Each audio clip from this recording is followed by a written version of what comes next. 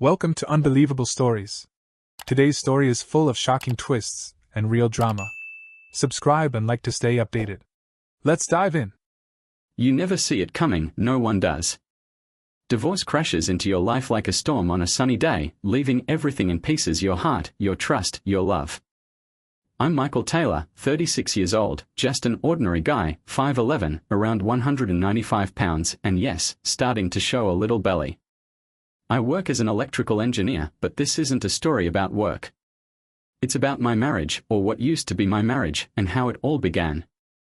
I met her in college, my future wife, or rather, my ex-wife. It was one of those cliché meet-cute moments you see in movies, except there wasn't anything cute about it. It was a Wednesday and I was rushing to my next class, trying to beat the clock. Just as I passed a classroom door, it burst open and a brunette flew out, slamming right into me. Books went flying everywhere. "Watch where you're going, idiot," she yelled, as if I'd somehow appeared out of nowhere just to ruin her day. "Now I'm going to be late because of you, you big oaf." I was too shocked to even respond for a second. "Excuse me, miss," I finally managed, but I was watching where I was going. "You're the one who rushed out without looking." I took a breath. "But no problem, I'll grab your books for you." As fate would have it, we both bent down at the same time to pick up the mess, and bam! We knocked heads hard. "Goddamn," she snapped, rubbing her forehead. "Now look what you've done. You must be the biggest, dumbest, clumsiest idiot on this whole campus." And just like that, she snatched up her books and stormed off, leaving me standing there, dazed and confused. I couldn't believe that was how I met my future wife. As I gathered the rest of the scattered books, I realized one of them wasn't mine. My advanced calculus book had somehow been swapped for a strategic marketing textbook. I opened the cover, and there it was, a name and a phone number. I could only hope it was hers so I could get my textbook back. Little did I know that rude, fiery brunette was going to change my life in ways I never saw coming. I went on to my drafting class and thought nothing more about it. I would contact this brunette, Charlotte, after classes today. I'd at least try to see if the name written in the book was really the person who ran into me earlier. I had 2 more classes after my drafting class, and of course, calculus was one of them. Upon entering Professor Allen's classroom, I asked him if he had an extra textbook that I could use since mine was accidentally taken by another student.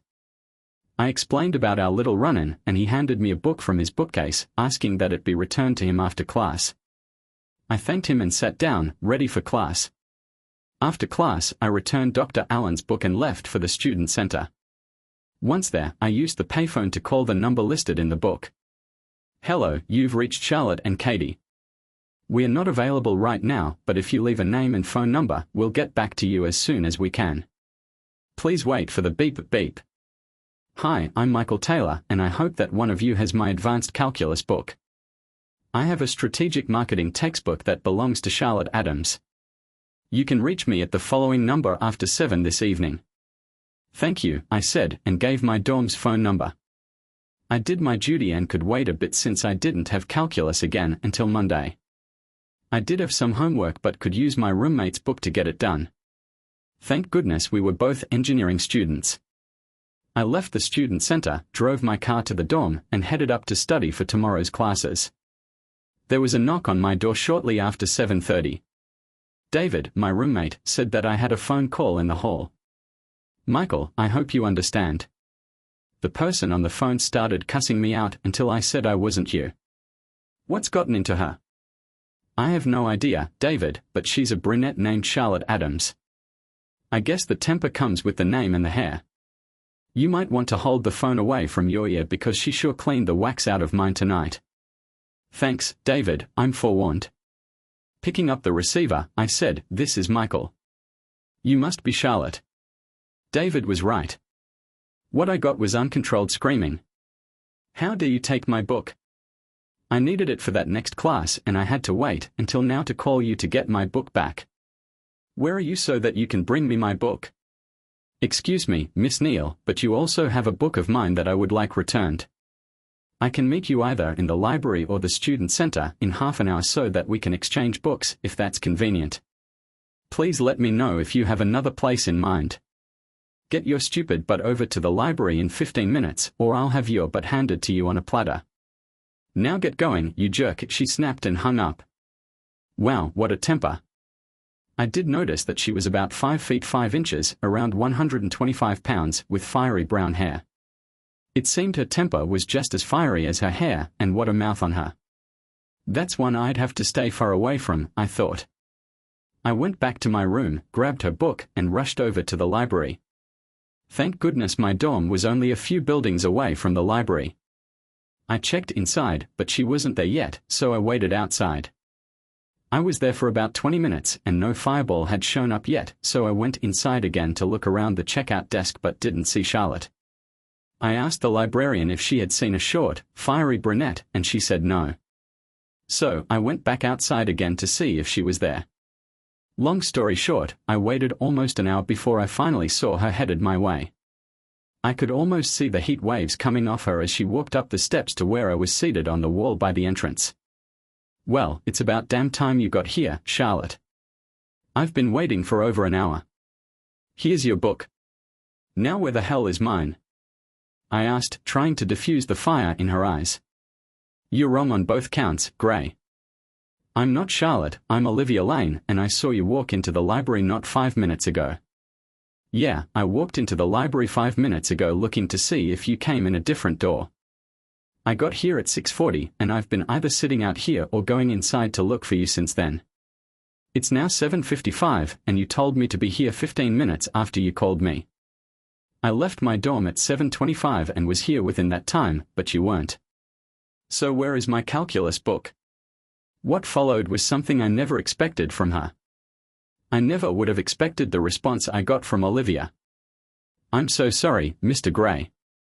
Here's your book, and may I please have my roommate's book? I feel awful about my outburst earlier. I grabbed Charlotte's book by mistake today. Please accept my apology for how I treated you.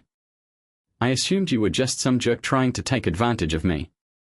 I never expected someone like you. You were so sweet over the phone, and then I was so late getting here. I was shocked by your reaction and by what you said, but I guess I deserved it after the way I spoke to you both today and on the phone.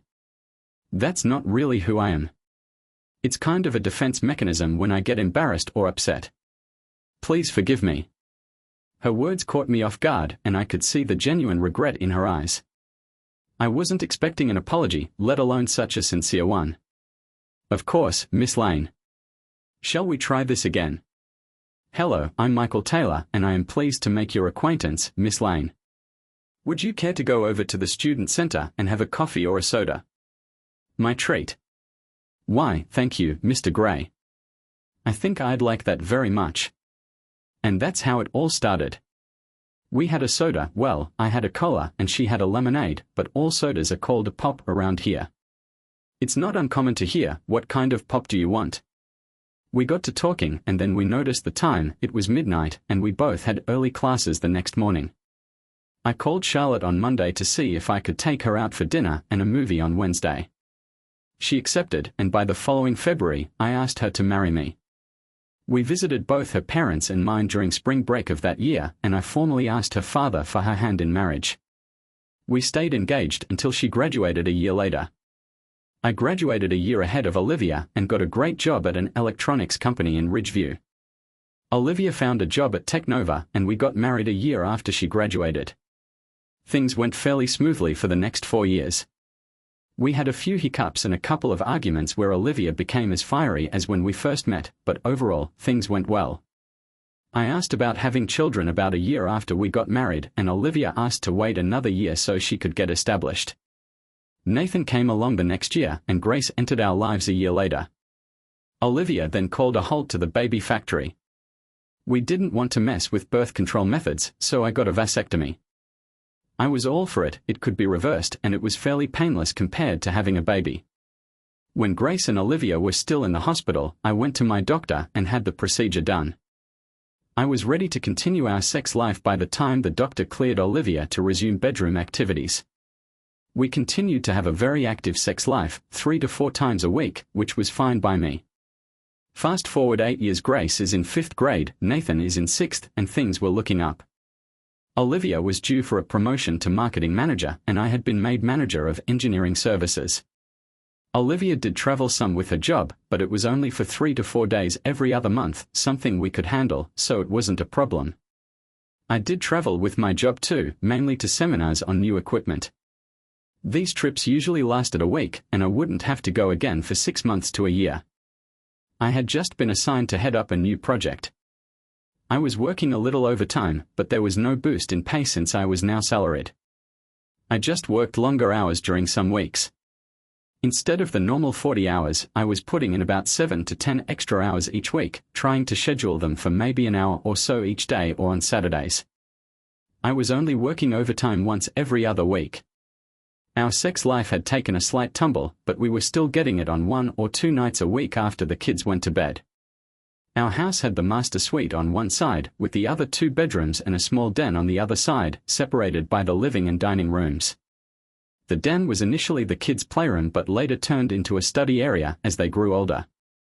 I had taken up doing some amateur writing for the internet and did a little editing for my favorite authors, but that wasn't much more than 1 or 2 hours a night, usually after Olivia had gone to bed at 10. I could have done it earlier while Olivia was sitting in her chair reading or watching TV after supper. Recently, I had noticed that Olivia was having trouble with mood swings and thought she might be sick or stressed. It wasn't happening often, so I forgot about it until I noticed her squinting last month and asked if she needed new reading glasses. Her temper came out briefly, then disappeared again. I asked her if she needed a full physical, as it had been a few years since her last one. She said she would make an appointment, and I dropped the matter. That night, which was a Monday, it was my turn to fix dinner, so I didn't work overtime. I had put a roast in the crock-pot before I left that morning. When I got home, I added potatoes, carrots, peas, celery, and onions. Olivia came in about an hour later and said, "Boy, something smells good tonight." "Yes, honey, I have a roast in the crock-pot, and it should be done once you change and relax a little. Do you want some wine with dinner?" "Oh, that sounds lovely, Michael. I'd love some. I'm going to take a shower and be right out." I had already fed the kids and they were in their rooms doing homework. The kids always stopped at my parents' house after school since it was just a 5-minute walk from the school grounds. My folks lived about 3 miles away in the subdivision just before ours, so whoever got off work first would pick the kids up and bring them home. I had finished my new project a week ahead of schedule and was planning to do something special for Olivia since I had put in quite a bit of overtime on this project. I was going to surprise her tonight by asking if she'd like to spend a long weekend at a bed and breakfast out in Hillview, about an hour away, in the next couple of weeks. I hadn't made the reservations yet because I wanted to ensure she could go. My director had already approved the time off, and I would be getting a nice bonus for finishing the project ahead of schedule. I got a bottle of red wine from the pantry, opened it to breathe, and went about getting things ready for dinner. I heard the shower running and thought it a little strange that Olivia took a shower right after getting home, but it had been a hot day, so maybe she'd been out and about before coming home. I didn't think much more of it as I puttered around the kitchen, getting everything ready and laid out on the table. I had picked up some flowers from a stand at the entrance to our subdivision on the way home and placed them in a vase on the table. I set our plates next to each other, then dished up the roast and vegetables as soon as I heard the shower shut off. Olivia emerged from the bedroom in her robe, her hair still damp, but she looked beautiful to me. I held her chair for her, poured her wine, then bent down and kissed her neck. I whispered that I loved her and told her I had a surprise for her after dinner. "I have a kind of surprise for you afterward too," she said. We made small talk as I dished up her plate, and we ate our meal. The kids came out after finishing their homework and went to play their games. I explained that Olivia and I needed some adult time together. Even at 10 and 11, they understood that we didn't get a lot of alone time with my overtime and Olivia's traveling for work. I mentioned to Olivia during dinner that my overtime would be gone for a while since we had completed my project early. She said that was nice, but I had a feeling something was off. There was a sense of impending doom, and I wondered if she had to take a long work trip. After dinner, I cleared the dishes and sat back down next to my wife. She poured us each another glass of wine and then looked me in the eye. "We need to talk, Michael." My heart sank. "Oh God, what happened?" Olivia hesitated, then took a deep breath. Michael, I'm not sure how to say this, but I want a divorce.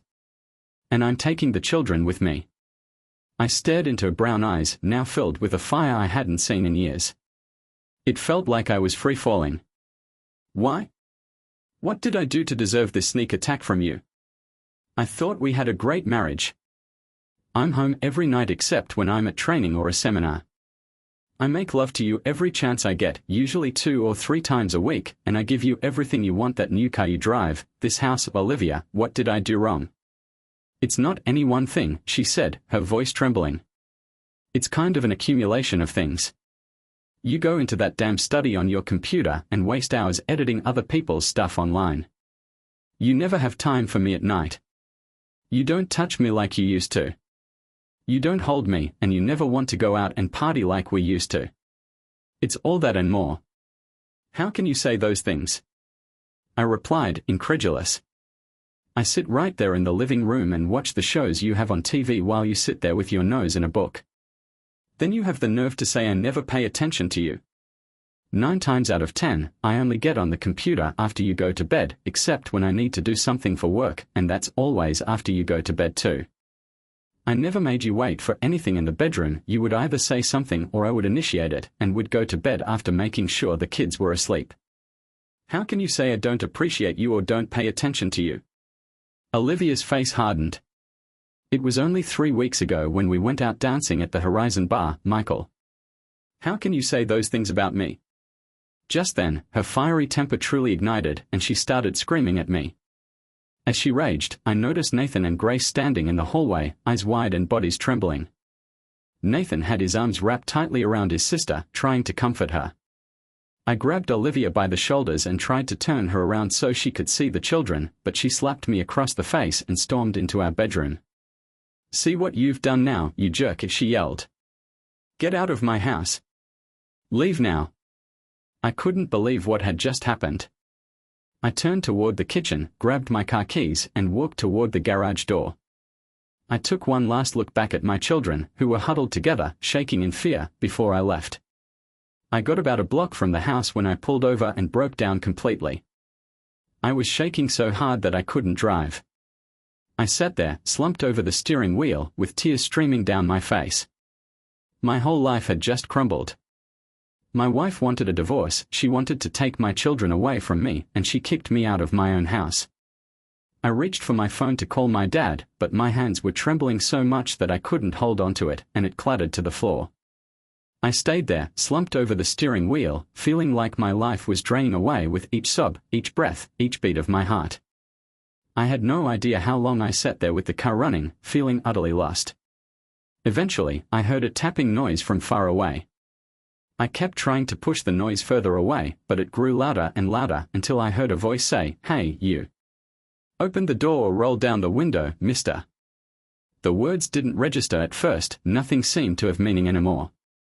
Suddenly, there was a crash as the passenger window shattered. I looked up, dazed, and saw flashing red and blue lights reflecting off the surrounding trees. Then a hand reached through the shattered window, grabbing me and shaking me. I turned my head, still disoriented, and saw a uniformed arm reaching through the passenger side. As the door on my side opened, I was blinded by a bright light shining directly in my eyes. For a moment, I thought it was the infamous light at the end of the tunnel that people talk about when near death.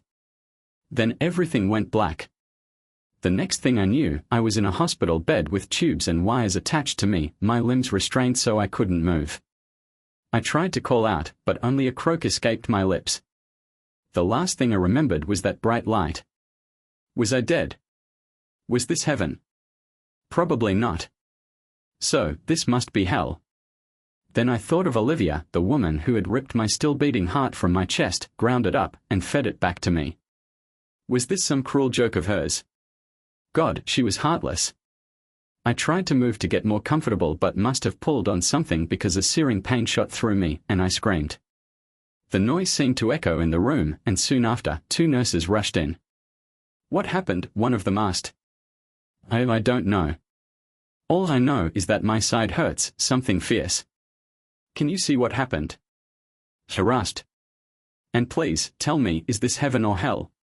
One of the nurses, a woman in her early 50s, lifted the sheet. The tape on your catheter came loose, sir. It was stuck to the sheet and pulled when you moved, she said. The younger nurse, probably in her mid-20s, added, "You're not in heaven or hell, Mr. Gray. You're in Lakeside Medical Center. You've been here for 5 days now. The Ridgeview police found you slumped over the wheel of your car. When they tried to wake you, you had a seizure and were rushed here. You've been in a coma ever since. Have my wife and children or my parents been notified?" She asked. "As far as I know, your wife was notified, but she hasn't come by. Your mother was here yesterday and your father is due to visit any time now. Is there anyone else we should contact?" "No. No one else. I guess I can wait for my dad to call my office and let them know. Oh, and could I get unstrapped from this bed?" "I'll call the doctor to see if that's okay, but I'm sure he'll authorize it," said the older nurse.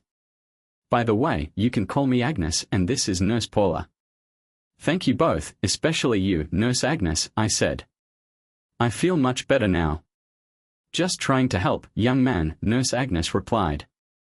"You said your wife hasn't visited yet. That's rather strange.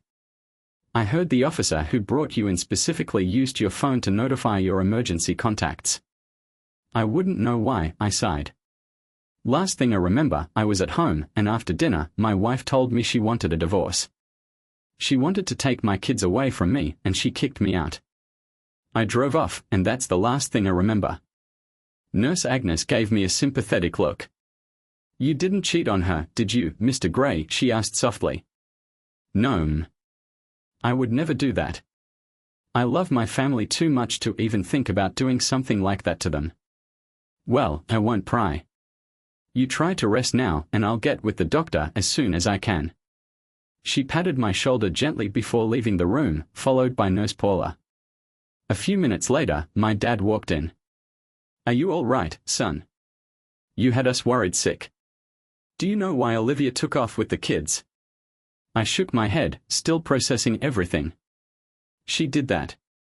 She dropped this on me after dinner on Monday and I had to leave. I couldn't handle it, Dad.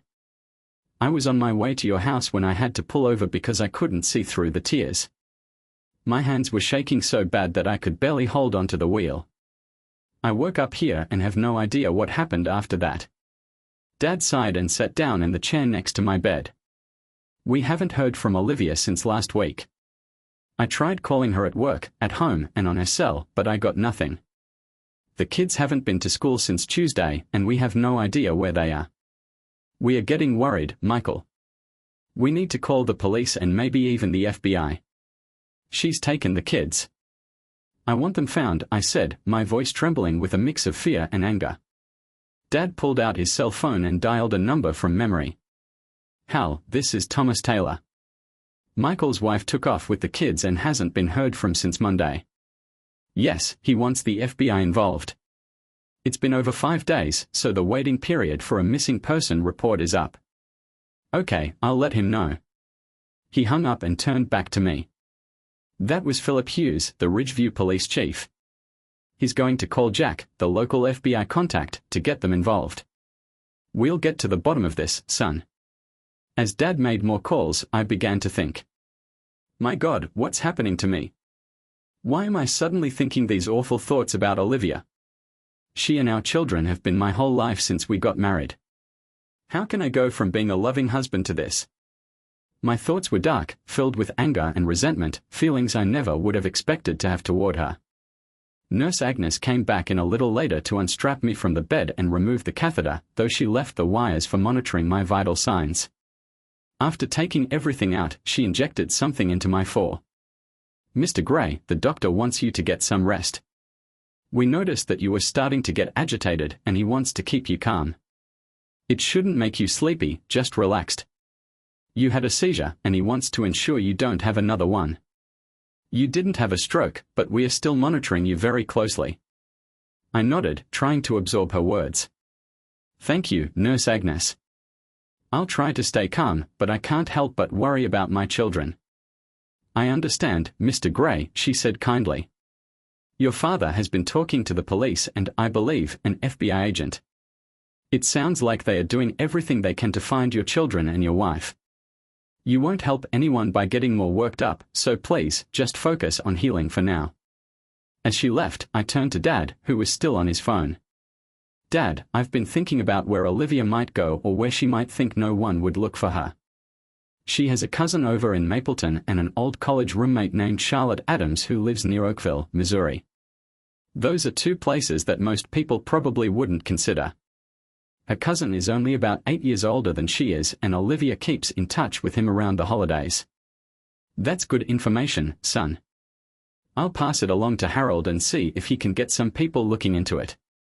Dad dialed another number as I closed my eyes, exhausted from the conversation. I drifted off to sleep, still worried about Nathan and Grace and wondering what Olivia had done to them that night. I awoke the next morning to find a different set of nurses attending to me. Mom was also there, sitting in a chair near the foot of my bed. Mom, is there any word yet? I croaked out, my throat dry. Not yet, Michael. Oh, I'm so sorry this is happening to you. I knew something was wrong when Olivia picked up the kids on Monday night, but I just couldn't figure out what. She seemed okay, but there was something in her eyes. I should have warned you. Mom, we can worry about what we should have done later. Right now, we need to focus on finding the kids and, hopefully, Olivia. Once they are found, I think we need to make sure she gets some help, because this isn't normal. If she's sick, I want her to get better, but I also want to protect my children. I agree, honey, Mom said, her voice soft. Your father and I will do everything we can to help. We love you and we love Nathan and Grace. We even came to love Olivia, but I never liked her temper. Wait, are you saying you've seen her temper flare up before?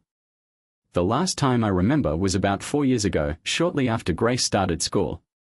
Yes, Michael, Mom said hesitantly. There have been a couple of times when she picked up the kids from our house and she was upset. Once, she nearly slapped Nathan for tearing his jacket at school. I stopped her and she immediately broke down in tears, saying she didn't know what had come over her. I know I should have told you, but she begged me not to. Mom, has this been happening more frequently since she started traveling for work? I asked, feeling a knot forming in my stomach. Now that you mention it, Mom said, frowning, she has seemed more irritable lately, but I just thought it was stress from work. I'll tell your father to share this with the police and the FBI. It might help them understand what's going on. Nurse Agnes returned to the room and asked if I needed anything. Yes, I'm feeling tired again. I could use some rest, I said. I'm just worn out from all of this. No problem, Mr. Gray, she said with a reassuring smile. I'll let the doctor know and we'll get you something to help you sleep. She came back a few moments later with a syringe, injected it into my fore, and I soon drifted into a deep sleep. It was the middle of the night when I woke up again, groggy but feeling a little stronger. The clock on the wall read 3:30 a.m. I could see my dad dozing in the chair by my bed. As I lay there, the door opened and Nurse Paula quietly came in to check on me. Mr. Gray, how are you feeling? She whispered. I'm doing okay, I replied. Any news? I'm not sure, but your father has been in contact with the authorities, she said, giving me a sympathetic smile. Try to rest a little more. A few hours later, Dad woke up and smiled at me. Son, we've got some good news. Olivia was spotted in Mapleton and it looks like she's on her way to Oakville. Her cousin confirmed she stopped by with the kids, but they left for Missouri yesterday. Thank God, I breathed, feeling a wave of relief. Are the kids okay? Yes, they are fine. Her cousin said they were excited about the road trip, though Nathan seemed worried about you. Olivia apparently told them you had a health scare and that they were traveling to get used to doing things without you. Your mother flew out to Oakville as soon as we had confirmation of where Olivia was heading, so she should be there any moment. That's the best news I've heard in days, Dad. I just hope everything goes smoothly. Dad nodded, relief evident on his face. We are all praying for that, Michael. Your mom is on the ground in Oakville now, and the FBI has coordinated with the local authorities to intercept Olivia and bring her and the children back home. They assured us that they'll handle everything delicately, especially with the kids involved. Thank you, Dad, I said, my voice catching as a wave of emotion hit me. I just want my family back and for this nightmare to be over. A few hours passed in agonizing anticipation before Dad's phone rang. He answered quickly, and after a brief conversation, he handed the phone to me. "It's Nathan. He wants to talk to you." My heart leapt as I took the phone. "Hey, buddy. Is that really you?" "Yeah, Dad, it's me," Nathan said, his voice trembling. "Are you okay? Mom said you were really sick. We were so worried." "I'm okay now, son. I'm still in the hospital, but I'm going to be fine. I promise," I said, feeling tears well up in my eyes. "How's Grace? Is she doing all right?" "She's okay. She was scared, but Grandma is here with us now. She made us feel a lot better," he said, his voice softening with relief. "Mom's been acting really weird though, Dad. She keeps saying that we need to get used to life without you. What's going on?" I took a deep breath, trying to keep my voice steady. "Mom's not feeling well right now, Nathan. She's going to see some doctors who will help her get better. Everything is going to be okay, buddy. I'm so glad you and your sister are safe. You'll be coming home soon.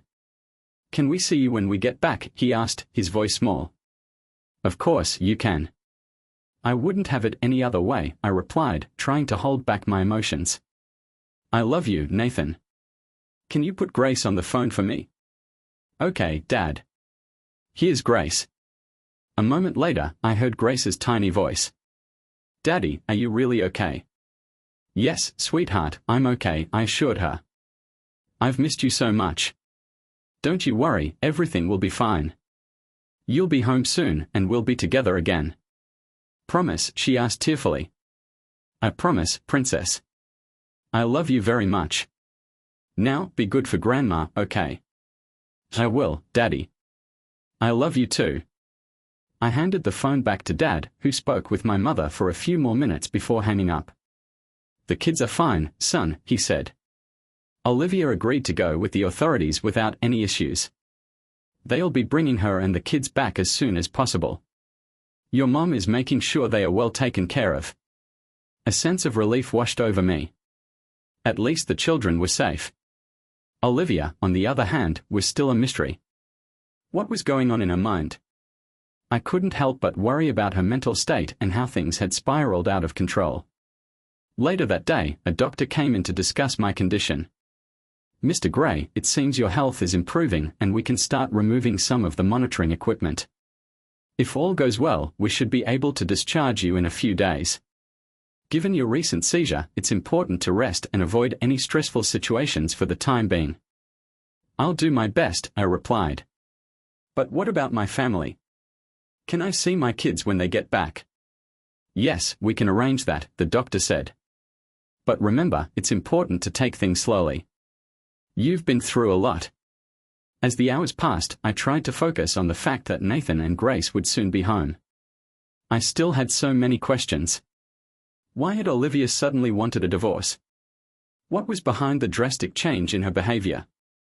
Was this really just stress, or was there something more serious going on? The next morning, my dad walked into my hospital room with a look of quiet determination. "Son, we've learned more about Olivia's situation.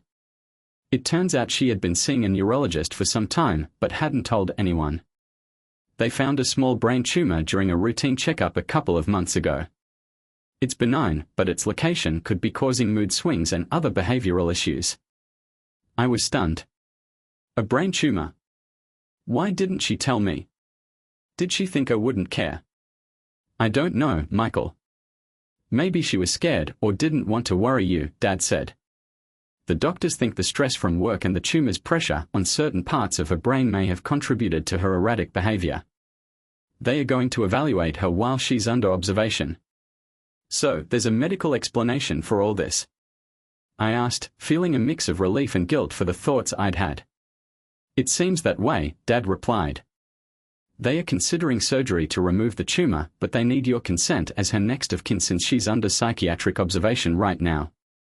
I took a moment to process this new information. If surgery can help her get better, then, of course, I'll authorize it. I just want Olivia to be okay and for our family to heal. Dad nodded. "We'll get through this, Michael. You're doing the right thing. A couple of days later, Olivia underwent surgery to remove the tumor. The neurosurgeon, Dr. Mehta, explained to me after the procedure the surgery went well. The tumor had been causing pressure on areas of the brain responsible for regulating emotions. We are optimistic that her mood swings and behavior will improve now that the tumor has been removed. However, she'll need time to recover and there may still be some effects we'll need to monitor. Thank you, doctor, I said. I appreciate everything you've done. Olivia was kept in the hospital for a week before being transferred to a rehabilitation facility for further observation and care. The children returned home with my parents and I was discharged soon after. The day I was finally able to see Olivia was filled with mixed emotions. As I entered her room at the rehabilitation center, I saw her sitting up in bed, looking pale but otherwise well. Her hair was still growing back from where they'd shaved a section for the surgery, and there was a bandage covering part of her head. She gave me a small, tentative smile. "Michael," she said softly. "I'm so sorry for everything. I know I hurt you and the kids. I was so scared. I thought I was losing my mind." I took a seat next to her bed and gently held her hand. "Olivia, I know about the tumor. I wish you'd told me sooner. We could have faced this together."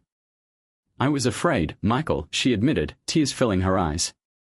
"I didn't know how to explain what I was feeling.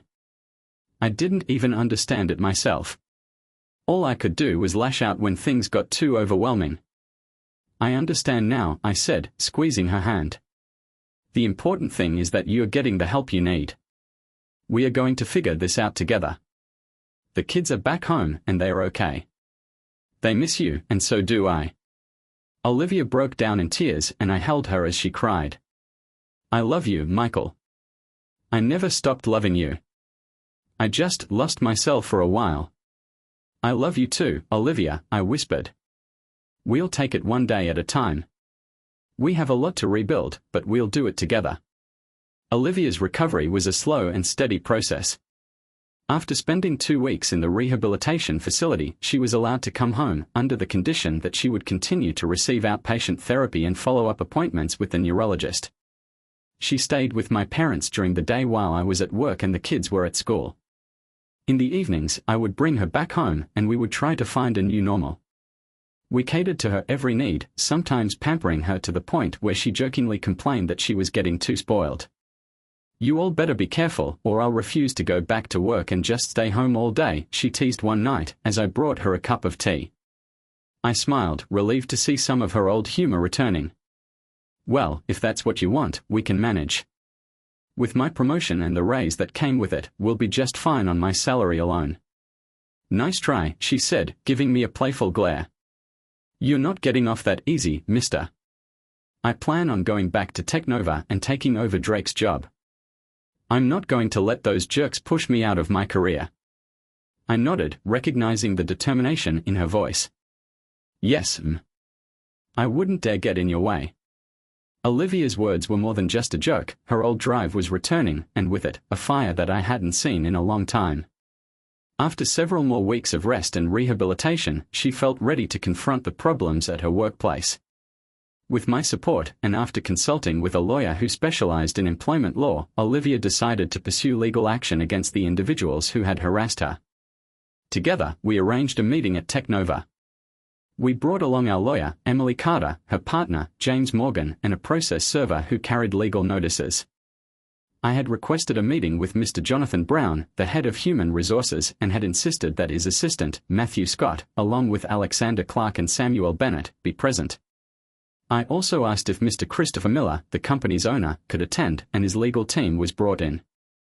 We met in a large conference room, with Olivia's team sitting on one side of the table and the company's representatives on the other. Susan started by asking for everyone's identification to verify who was present. After this formality, the process server handed legal notices to Langston, Drake, and Archer, stating, "Gentlemen, you have all been served." Mr. Hale, an older man with a stern expression, raised an eyebrow. "What's this about?" he asked, turning to his legal team, who quickly skimmed through the documents. Susan leaned forward. "Mr. Hale, this is about sexual harassment and hostile work environment complaints filed by my client, Olivia Gray, against these individuals. Their actions created an unprofessional and abusive atmosphere that affected not only her well-being but also that of other employees. Olivia spoke up, her voice steady.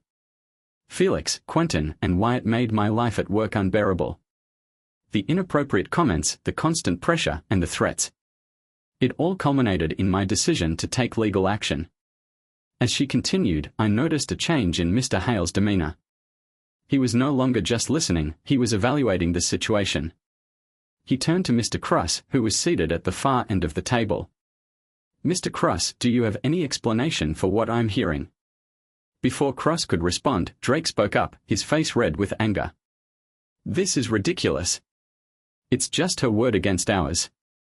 She's trying to ruin our careers." The outburst caused Susan to interject. "There are witnesses who can corroborate Olivia's claims. One of her co-workers, Victoria Hall, has also expressed concerns about the behavior in the marketing department." Mr. Hale's expression hardened as he shifted his gaze to Drake, Langston, and Archer. "Effective immediately, you three are suspended pending an internal investigation," he said, his voice calm but firm. "If the allegations are substantiated, you will be terminated." The three men protested loudly, their voices a chaotic mix of indignation and denial. Mr. Hale raised his hand, silencing them. "Enough. I will not tolerate this kind of behavior in my company. Now, Mrs. Gray, what can we do to make this right?" Olivia looked at me, and I gave a small nod of encouragement. She turned back to Mr. Hale. "I want my old job back," she said. "Or better yet, I'd like to take over Mr. Drake's position. I've been doing most of his work for the past year anyway." Mr. Hale glanced at Mr. Cross. "Harling, look into that immediately. I want to know if Mrs. Gray's request is justified. If it is, then congratulations, Mrs. Gray, you're our new marketing manager." Olivia smiled, relief washing over her. "Thank you, Mr. Hale. I promise you won't regret it." The meeting ended amicably, and as we walked out of the conference room, I felt a weight lift from my shoulders. It wasn't the end of our struggles, but it was a significant victory, one that proved we could face the challenges together. The months that followed brought more healing. Olivia adjusted well to her new role, and her confidence grew as she reclaimed her place at work. The surgery had indeed improved her mood swings and erratic behavior, and while she still experienced some side effects, such as occasional headaches and fatigue, they were manageable. We both continued counseling to work on our relationship, which, despite everything, was growing stronger than ever. As a family, we made a conscious effort to spend more time together. The kids were resilient, but I knew that they had been through a lot. We took a trip to Adventureland over the summer, making memories that I hoped would overshadow the dark days from earlier in the year. It was a time to remind each other what mattered most. Our homecoming was a turning point. Olivia and I rebuilt the bond we once shared, and we learned to communicate in ways we hadn't before. I found myself more present, not just physically, but emotionally, and we began to focus on creating a future together instead of looking back at the past. A year has now passed since the ordeal. Life is good, even if it's not perfect. Olivia and I still have our ups and downs, but we are facing them as a team. The lawsuit was settled out of court, and Olivia received a significant compensation package. She put most of the money into a trust for the kids' college education and invested the rest. It wasn't about the money, it was about reclaiming her dignity and making sure our family had a fresh start. The scars from this experience may never completely fade, but in a way, they have made us stronger. We've learned that no matter what challenges life throws our way, we can overcome them, as long as we are willing to fight for each other. As the weeks turned into months, Olivia's recovery continued. She returned to work full-time, and with her promotion to marketing manager, she took charge with a renewed sense of purpose. The hostile work environment improved significantly after the departures of Drake, Archer, and Langston, and Olivia became a mentor to other women in the company, fostering a supportive atmosphere. At home, we embraced our roles as parents and partners. We made it a priority to eat dinner together as a family every night, and weekends were reserved for outings, board games, or just watching movies together. It was the kind of simple life I had always wanted. The ordeal had changed us, but I believed it had changed us for the better. Olivia continued with her follow-up care. The doctors monitored her closely, conducting MRIs every few months to ensure the tumor hadn't regrown. She also continued to attend therapy sessions to help process everything she had been through. The support from her neurologist, therapist, and our family made all the difference. One day, after her checkup, Olivia came home with a determined look on her face. "Michael," she said, "I've decided I want to help others who've been in similar situations. I want to start a support group for people recovering from brain injuries or dealing with mental health struggles." I smiled at her, proud of the woman she had become. "I think that's a wonderful idea. You've come so far, and you could help a lot of people with your story." Olivia launched the support group with a few friends from work and a local neurologist who offered to assist. It started small, but soon grew to include people from all walks of life. Hearing the struggles and triumphs of others helped Olivia as much as it helped them. She became a voice of encouragement, sharing her experiences and reminding everyone that no matter how dark things seemed, there was always a way forward. The kids, too, adapted well. Nathan and Grace had their moments of struggle, but they were resilient, and their smiles came back as we settled into our new normal. We continued to focus on making memories as a family, going on trips and taking time to just be together. The summer after our Adventureland trip, we went on a cross-country road trip to see the Silver Canyon, Golden Basin, and the Sunset Shores.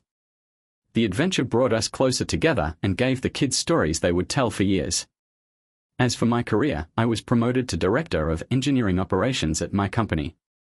It was a role that came with its own set of challenges, but the new position allowed me more flexibility and less travel, which was exactly what I wanted for our family. I chose a trusted colleague to fill my previous position, ensuring that my transition wouldn't create any turmoil within the department. One day, nearly a year and a half after the surgery, Olivia came into the living room with an envelope in her hand. She sat down next to me, a hint of nervousness in her expression. "Michael, there's something I want to talk to you about," she said. I looked at her, a bit concerned. "What is it, Jess?" She handed me the envelope. "It's from the doctor. It's my most recent MRI results.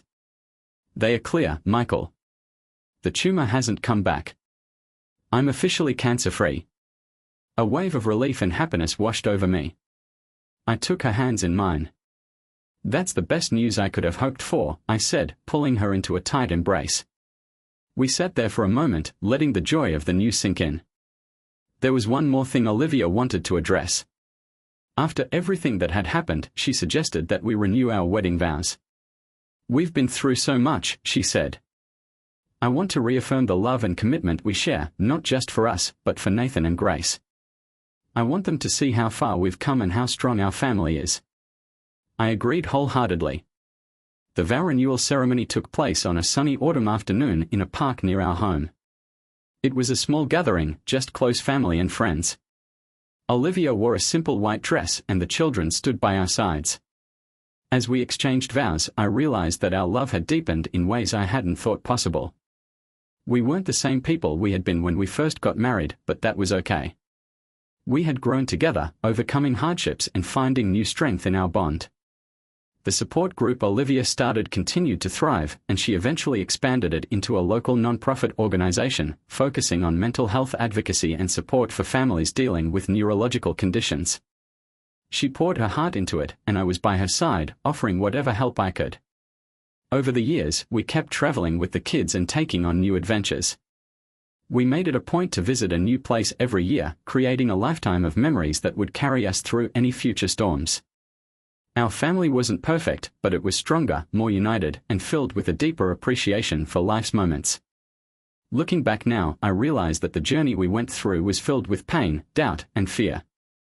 But it was also filled with hope, love, and renewal. Olivia's diagnosis and the events that followed changed our lives forever, but they also gave us a chance to grow as individuals and as a family. As I reflect on all that has happened, I know that we've been tested, but we emerged from the darkness with a renewed commitment to each other. We made it through, not because it was easy, but because we fought for our family, our love, and our future. Olivia and I learned to communicate, trust, and lean on one another like never before. In the end, life is about the moments we share with the people we love. And for us, it has become a journey of healing and resilience. There will always be challenges, but I know that we will face them together, hand in hand, as we always have and always will. This is where our story ends, but in truth, it's not the end at all. It's a new beginning. Thanks for watching. Michael and Olivia's story shows the strength of love and resilience. What would you have done in their place? Share your thoughts below.